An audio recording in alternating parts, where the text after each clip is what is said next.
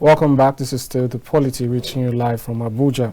I've been joined in the studio now by a regular who's returned after a while to speak on the topic, like I said before, the issue of prospective ministerial list and what we should be expecting in terms of appointments and the president's decisions heading forward on his plan, his renewed hope plan. I've been joined in the studio now by Are Oladotun Hassan. He's the national president, Nigerian Youth Coalition. He joins me now to do some justice to the matter. Good afternoon and welcome. It's a pleasure to be here. It's good to have you. It's been a while. Yes. Yeah, it's, you know, I want to start off possibly from where we left off months ago. Yes. You supported a candidate. You had a candidate in mind, and that candidate emerged. How does that feel? Yes, well, I expected you to congratulate me first. Congratulations, first of all. That's it. So, and we are congratulating all Nigerians for it's an hard-fought election. The election was free, credible, and fair. Though there are skirmishes, but we thank God we're able to overcome the most delicate aspect of the election, and that is the post-election war and violence. And we believe the Nigerian nation is at best to see more greater renewed hope agenda in so many critical sectors, and we've been witnessing that from day one. And I believe there are a lot to really recount when it comes to positives as regards the administration of President Bola Ahmed Tinubu. And you and I can attest to the fact that he's really working day and night to ensure that our economy bounce back, our security is putting square pegs in square hole. You can see the amount of competency that is that he had those that he had appointed in the recent times. So I'm sure without being over-bloating is the expectation. Nigerians should just wait with patience and with enough of expectations. All right. So before we go into, I think, a recent release from you and some other bodies, you know, kind of advising the president, let's talk about, first of all, what we've seen so far. What are your comments on the first month plus of President Tinubu's tenure? Do you think it shows any inkling of what we are to expect going forward? Well, he's a man that is part of the polity. He understands the needs of the people. He has started on a very good note. We're only hopeful that those plans yield in immediate, medium, and long-term benefit to all Nigerians. And in view of the critical approach to dealing with issues, the reforms as regards the economic reforms that is carrying about in trying to merge agency relating to Oronsaye's report, which on a he's doing that already. Yes, he's doing that already. So without even being pushed, you know, these are things we are supposed to go on the street to go and agitate for, adopt this policy, review this, and all that. So the much needed restructuring we are talking about is what we are witnessing. So we just need to play that partnership, because citizens and government are partners in progress. So we hope that he has really started on a good footing. The removal of the first subsidy is just 1 inch to where we are going. It's not the end of the entire gamut of corruption that we are being faced with as regards the many decades of how much the country has been drowned. And in salvaging the system, you wouldn't expect an age-long crisis of such nature to be healed within one swoop. But do you think he has done well? Yes, and if you look at it, it's not really it's not attacking government. Yes, the fact that the CBN governor is undergoing interrogation and investigation is for the interest of the state, because before now we know the CBN governor is already linked to terrorism sponsorship. So, and there are a lot of issues around this whole office and how much we were all thrown as a country into abyss. It's so just as an intervention. It wasn't personal. So it's not personal. It's all about structures of government. It's all about institutional government. So in terms of the EFCC, it's all about the complaint of the people. So there are a lot of issues. So he's a listener. So we hope he's not going to stop there. So we want a total audit of the previous administration. Thank God the Federal High Court has issued an order for the investigation of the Abacha loot and those that have all the previous administration. So he needs no wait. He has an instrument already to investigate past leadership of how much was gotten from Abacha loot and every other structures of government and every other looted and relooted money as far as the country is concerned, because we are not going to keep quiet. We supported him for him to come and heal the land. So whatever we're going to do collectively to achieve this task is our duty as citizens. So I hope is inroad into the socio-economic advancement of Nigeria, the West African community now, which is now the chairman. Congratulations to him. We believe is to balance his responsibility, because he already had the vision of a bilateral trade or multilateral trade with every African G5 leadership, but now he has a whole responsibility of ECOWAS with him. So this should form more synergy to build our local economy, the transborder economy, transborder counterterrorism, the issue of security, education, health, and we know it's not going to stand down on anything. At every edge of the administration, we hope that before the lapse of the first 100 days in office, we should be able to have scorecards. But for me as a person, I believe, and to majority, he's on a pass mark already, because he's dealing with issues and not tissues. That's fair enough. When you made mention of investigation of the Abacha loot, it was a bit interesting, because the immediate past President Buhari says nobody should invite him for anything. He's not ready to show up anywhere. But that's aside the point. So let's talk about your release. What are you seeking from the government in terms of youth inclusion and carrying everyone along? We know that persons like yourself and so many others were involved in this victory, not just on a surface level. You've espoused his agenda far and wide.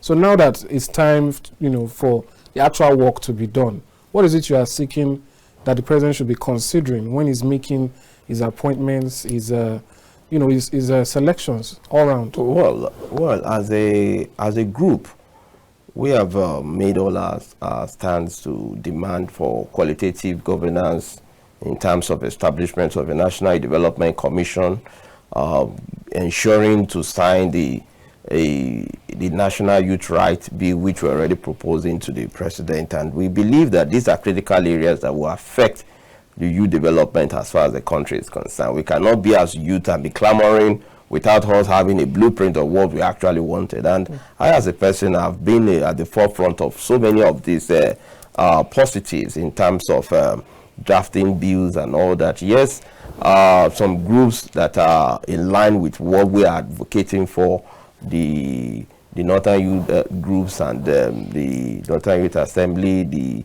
Moluabi Coalition groups, all of them at their own different times have picked my person to also be given a responsibility, because of what they see that I can as well play some positive role. Having prefer solutions. The best way to really attain a solution-oriented program is for you to allow those that mooted those ideas to be given opportunity to ensure its realization, not just on youth alone. We've also looked at the area of cultural advancement of the country. We believe that there is the need to have a fourth tier of government by ensuring all our traditional rulers are given a governmental statutory rules and responsibility beyond their local responsibility that we know them for based on their ancestral responsibility to the village, communities, and town. But by virtue of where we're coming from as before colonialism, this is the height of governance that we have.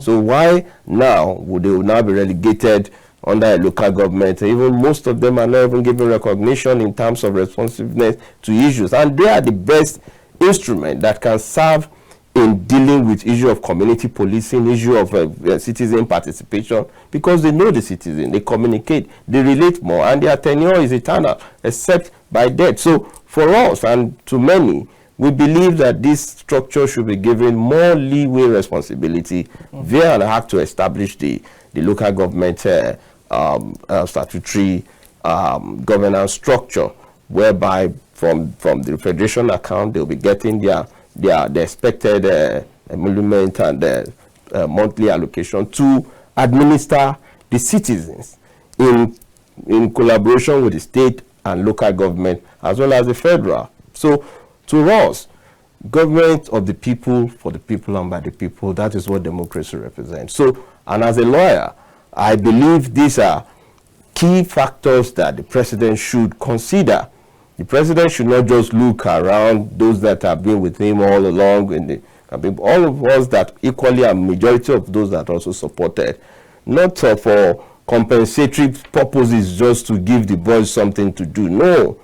Pick those that are committed to assisting you, those that are passionate and on the same page, not those that are just relaxing and waiting when the president becomes connected so I can easily just get the appointment. No, appointment should be based even from all political parties, and I believe Asiwaju will not hang his appointment just on the APC membership alone. We believe he's going to bring in technocrats, like minds from different parts of the country, and he should do it as a matter of responsibility, because he swore to defend the constitution. He promised that he's going to deliver, and for him to deliver, he needs all of us to deliver. And for me, since I've been given that clarion call of, it's either the appointment comes or not. It's not out of desperation, but we just believe if it comes, it's a moment to commit ourselves to the service of this country, based on my positioning as the Secretary General of all ethnic nationalities in this country, meaning I have a vantage position to communicate over 407 ethnic groups.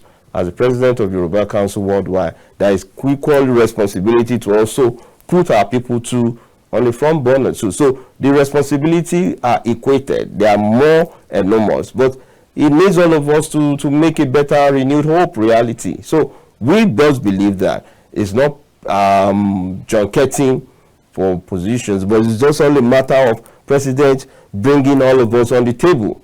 If you are interested to serve and people have called on you to serve, the groups that have called on me are just nominal organizations that just, oh, Mr. President, please, you must use your voice. I say, no, it's always at the discretion of Mr. President. If he finds us worthy and he sees our credentials and he knows that, yes, with what we've done before as a secretary of the Nigerian Bar Association, so it goes a long way to show that we've been given positions of responsibility and we have passed. And that shows that giving another position will herald a new beginning. It will show the youth inclusion. He promised that he's going to get 40% of youth inclusion in his government, and we hope that he should begin to set those balls rolling. Let him pick those of us that are committed to correcting the ills, those of us that believe that we know what our intellectual energy can transmit in the next 3 years. Those of us that believe that Nigeria can be among the first world country. So we don't just have a limited psyche of thinking about Nigeria. We are just imagining that an imagination is coming out of Nigeria, a new Nigeria is coming up, that all the global community will be proud of. And that's what vision we are going to be part of. That's fair enough. You know, you make a case for the youths, a compelling case. But during this period, we've seen different groups coming in. We have those advocating for women, that the president also made certain promises about women inclusion. And everyone is, you know, just basically trying to make the president aware that the things you've said, we just want to remind you. But that being said, I'd like to know, before the election and after, have you noticed any difference? Because, you know, we hear a lot about how when it's campaign season, these persons are approachable, you can talk to them, you can recommend, you can talk, and they listen to you. And then once they get into office, they lose your phone number. As you, from your vantage point, do you think there's still some level of communication and a listening ear, so to speak, as to doing some of these or making some of these recommendations come into fruition? Well, I believe the president is watching. He has people around him that keeps him informed of the situation, and whatever we are doing is not to, just as I rightly said, it's his own duty to look after us, not we looking after towards him and looking towards him. It's his own duty from day one that is for to take us as his responsibility. He owes us the duty of care, in as much as we have to get to understand the gestation period of the government. The government is just coming on board. So it's a new system, it's a new approach to governance. It's not just about APC as a party. It's heralding in new frontiers into politics of the APC as a party. APC might not have witnessed these glorious days of all of us being calm and watchful, because the past, I must confess, even when I come here severally, not that I've come here to adore the administration of the past administration, I haven't done enough, but I've only just come to equate his own achievement based on what he has done in Lagos and what his achievement and his own personality. So we know he played a huge role in the formation of the party, but his vision is beyond the manifesto of the party alone. He thought more, he's thinking more out of the box of the political party, and that's why you can see how much he's fixing the international frontiers, how much he's trying to close our boundaries to make sure that we achieve and we harness every opportunity. So if his doors are wide open for him and to majority that might be seeking their political interest, so I don't see that there's no phone number that they will not pick. It's based on how much you know who you are talking with. So, but as far as governance is all about, you don't just stand in your room and expect somebody to call on you. You just have to make your move. You have to be participatory. You have to be part of what you want. So if the doors are there now, I've not experienced any door being shut at my person. I've not witnessed anybody bullying me off whatever I'm doing. And I'm sure whatever I'm doing is not just to lick the boot of Mr. President, it's to encourage Mr. President, because I've just made mention that I should not stop at the two agencies dealing with the CBN and the EFCC. Let him go to NNPC, let him go to NIMASA, let him go to MPA, let him go to every board of parastatals. There is ghost workers, there's increase in salary emolument of average workers, and some people at the permanent secretaries level are really drinking all these things. So these are issues that it needs to really filter. So his eyes must be on the ground. So he cannot just be a president and tell us that, well, all is well in the morning while the city is burning. He should do something urgently to address the issue of insecurity in Benue State. We cannot continue to witness some level of some criminal elements and trying to grandstand the system. You should also ensure that the media is being guided so that people don't take advantage of the situation to misinform the people. It's not to guard the media, but to ensure that every voices are heard. So, and we believe that this should not be a game as usual. You should be watchful of those that is appointing at the same time, because these are, if he finds out anyone is not performing, there should be gauge of measurement of achievement. Whatever office that you are holding, you should not just go and take the office for the next 4 years and say you are the SA on this. What are you saying?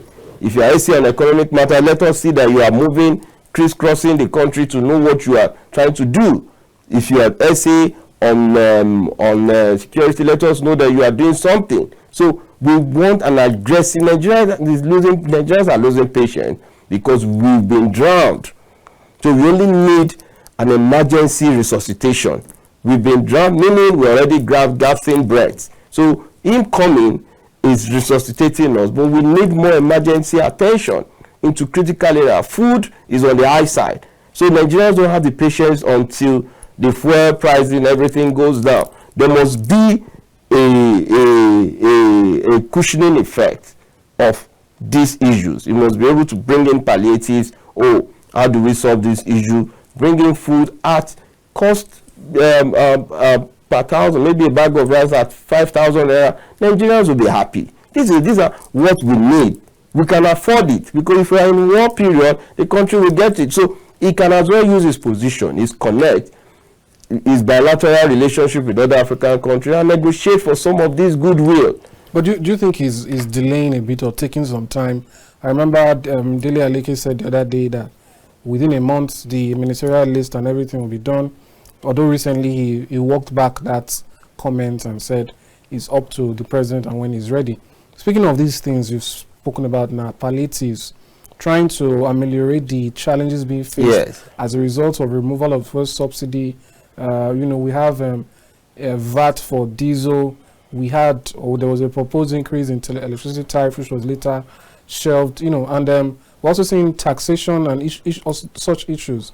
So in terms of this, do you think the president is quick enough in reacting and doing what needs to be done? No, as far as our experience is concerned, we've always witnessed this docile responsiveness from government's angle to the people's yearnings. And in the few moments that Asiwaju have stepped in, he listens to the people. We can see how he's reviewing tax courts and ensuring everyone is getting a bit of his attention.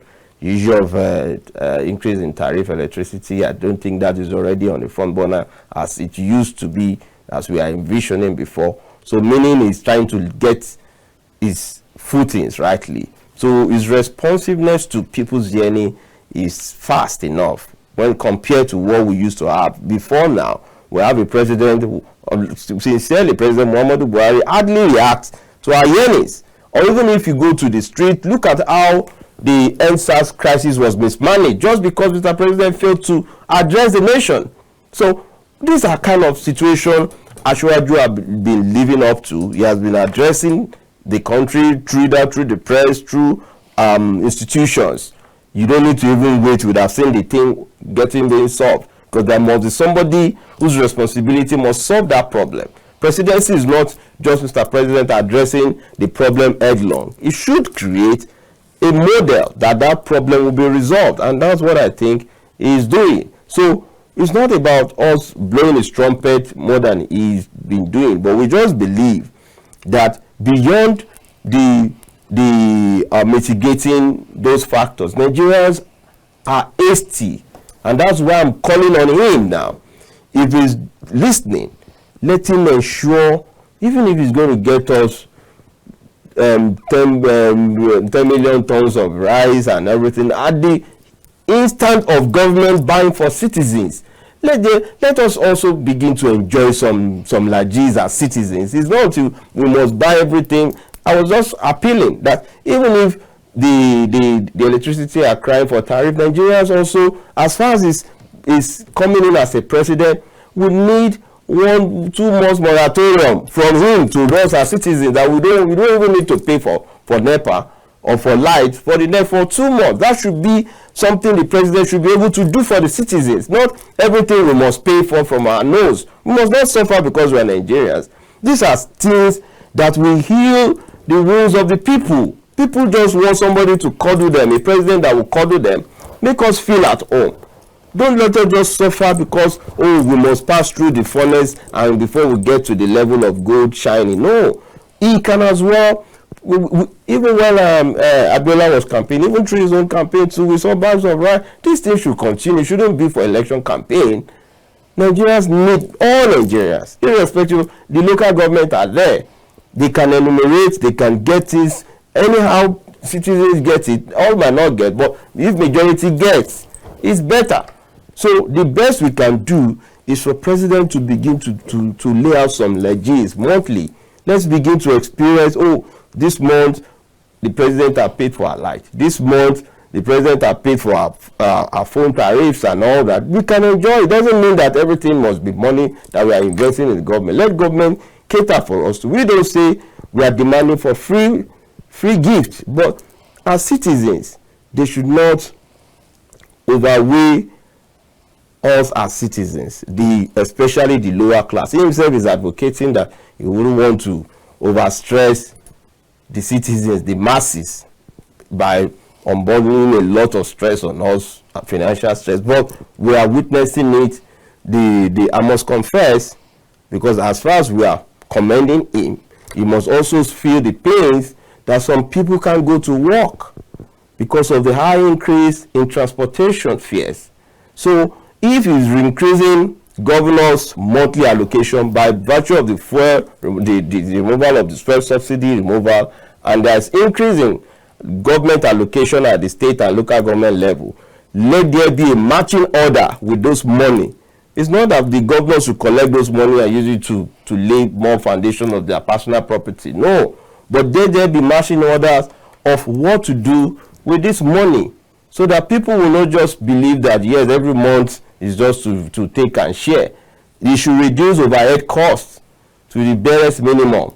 It should be reduced overhead costs. There's a need to guide the entire process. There's a need to ensure that citizens come first. So Nigerians just don't need anybody with lies. We don't need anybody to paint an Eldorado for us that we know the person does not even have any capacity to deliver his own state. So once he's already showing us the way, all we need to guide him as a leader is to hold his hand to continue to support him. And the best way we can support him is to tell our problem, solving the problem, ensuring that if president is doing all these things that we've just mentioned, if people, you go to school and you find out that the president has paid for all the public tuition fees for free on the president, on the federal government special intervention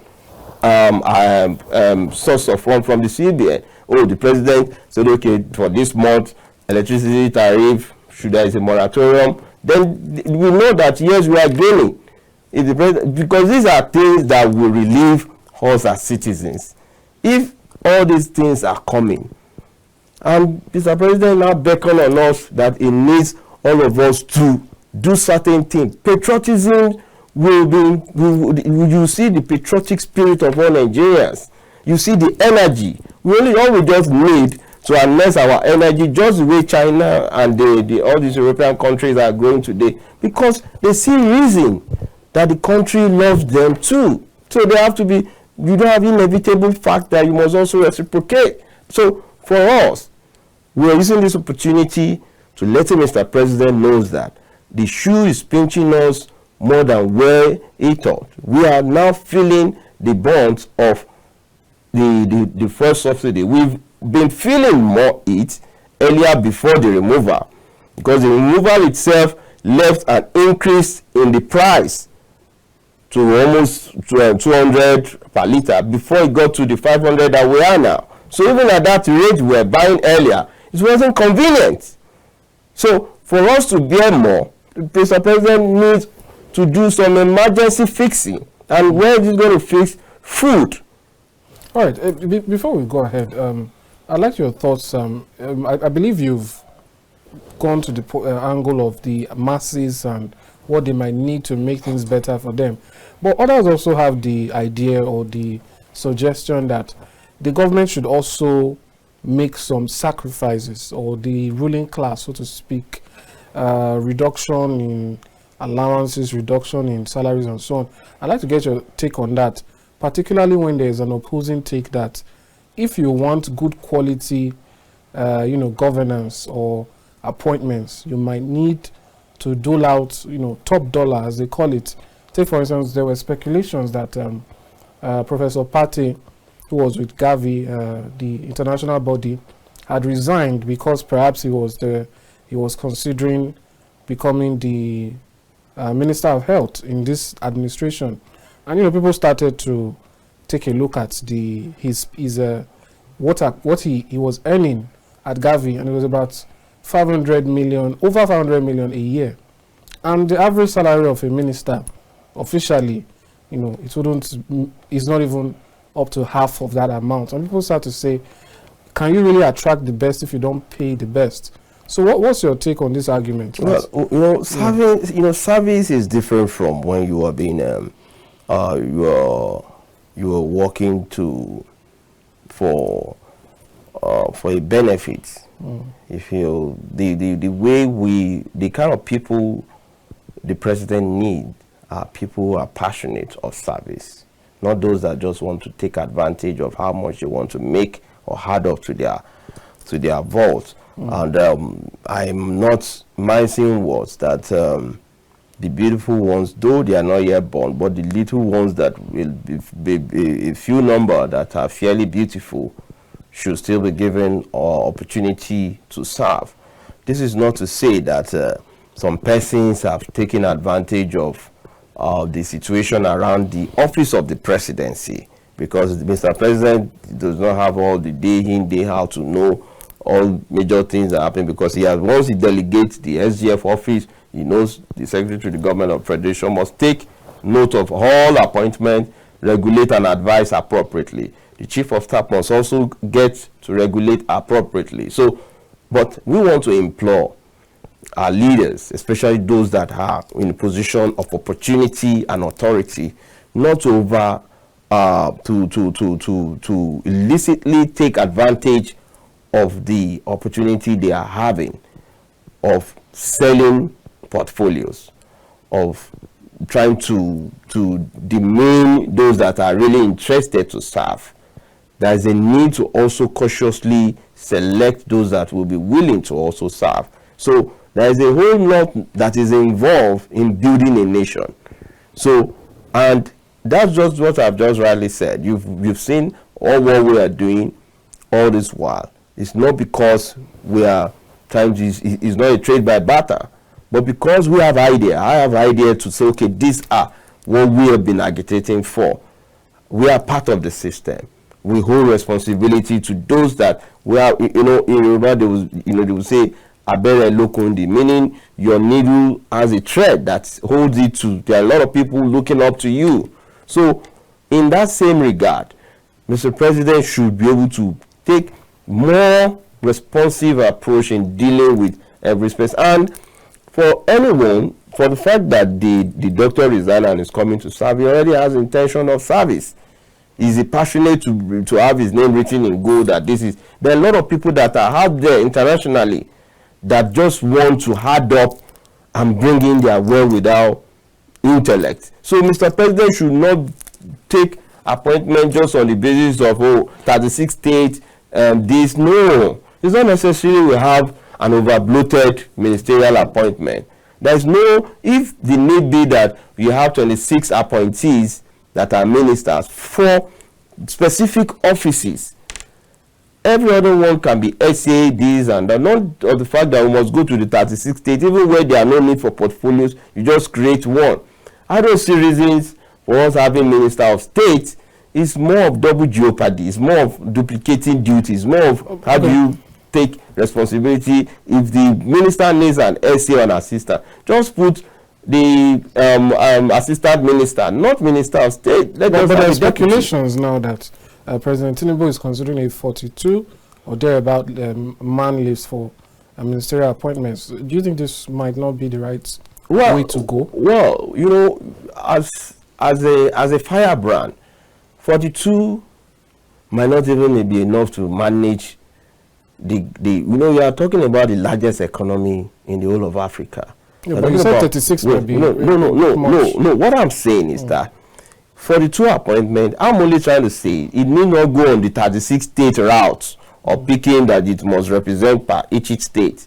You understand what I'm trying to say? But, and I'm not saying that even if he's going on 26 ministerial appointment list, it should be based on credibility. But the fact that we must reach out to all the 36 states, we are not going to be bringing the real innovators that you want to be part of this government, people that are outside the shores of this country, that their ideas can fix the country. You need ready-made hands that already know what they want to do. What about federal character and inclusion? No, irrespective of that. For the meantime that his appointments have been done, from the service chiefs to ministerial appointments from SS and all that, there is a whole roundup of the entire country being carried along. The federal character is being represented. The federal character is just balancing of regional and ethnic interests. But as far as the country is concerned, even at the level of federal character, some people will still cry of marginalization. So there is a need for you to begin to get the best hands from various places, and there are a lot of responsibility, not just on ministerial appointment,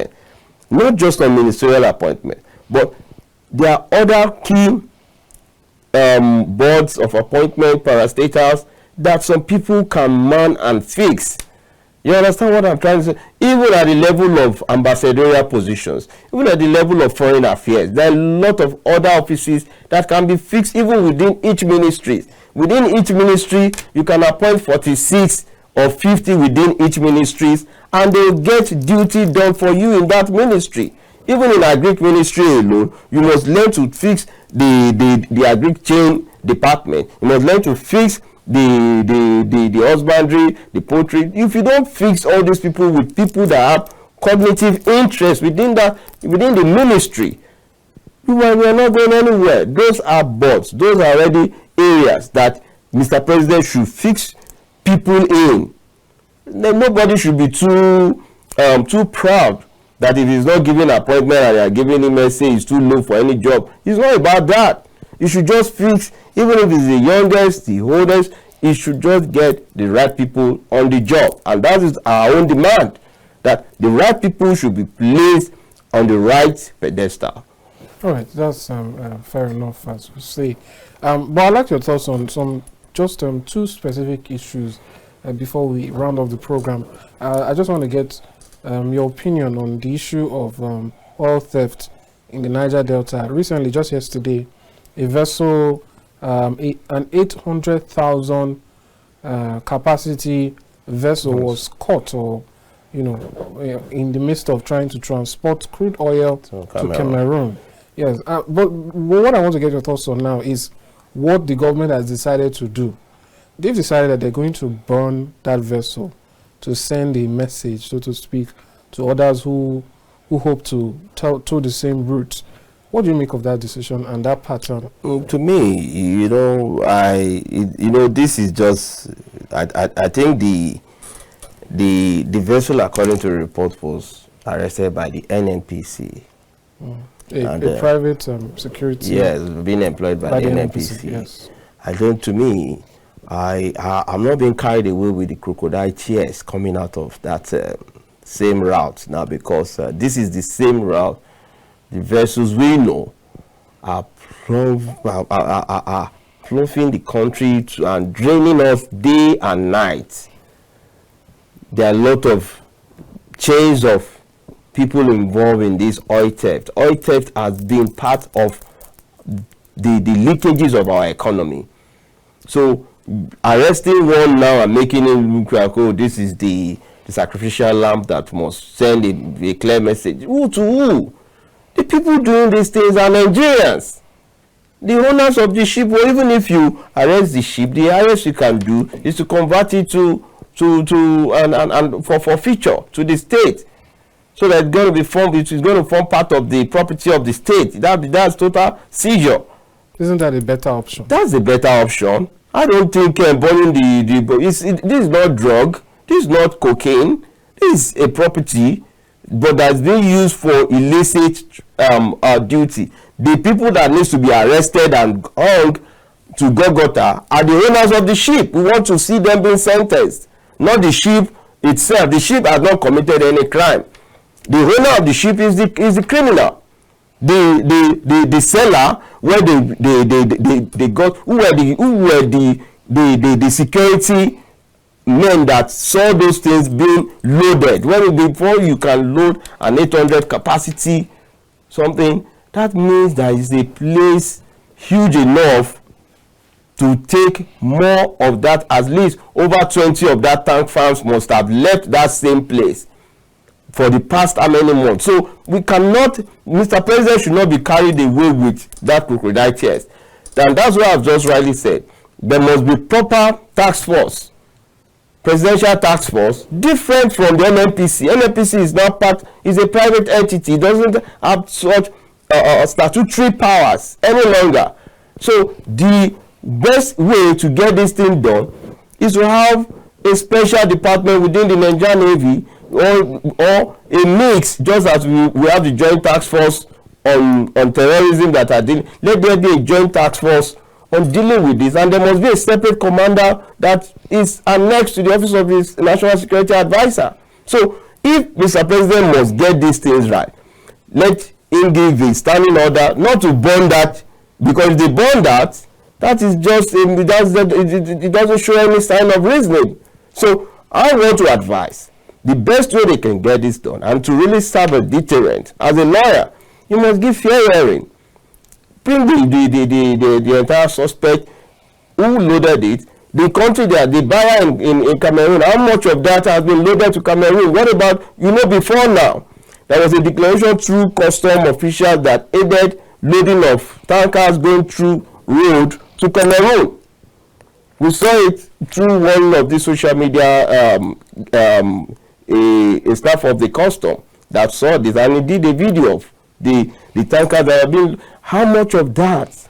Because if the borders, are we still sure that the borders are as closed for such criminalities or such thefts? Is it because the road is closed now, so they are not going on a big tank farm to the same route? So who are the beneficiaries? Is the government of Cameroon involved? Is it a citizen of Cameroon that is involved, or who is the beneficiary of this criminality? So these are critical areas the police must get on board to unravel. It's not the duty of the NNPC to now be a judge in its own cause and say it's passing order. There must be a court of competent jurisdiction to sanction, and there must be punitive sanction at the end of the investigation and prosecution. So if they don't go through the route, and somebody somewhere out of the fact that we just want to blow his ego, so let it just give order to go and burn, what? That person that is burning, are we so sure is not the arbiter of the same crime that we are talking about? Is his eyes deaf? Is his ears deaf? Or is blind to those things for many years now? Or is if they look deeply, is he not part of this? Is he not culpable for you to now come and begin to show eye service to Mr. President that go and burn this, or is it just an act that they just want to create a scene that will let us use this as a scene that we are working? No. We let them show us, and I'm sure Mr. President is too wise enough to be carried away with that. All right, thank you so much, Are Oladosun Hassan. It's been a pleasure having you. Hopefully, we get to talk more as this process goes on. We know that within the coming days, that list should be fully out. Thank you so much. Thank you. All right, that's all we can take on this segment of the program. Do stay with us. We'll go on a break. When we return, the Polity continues.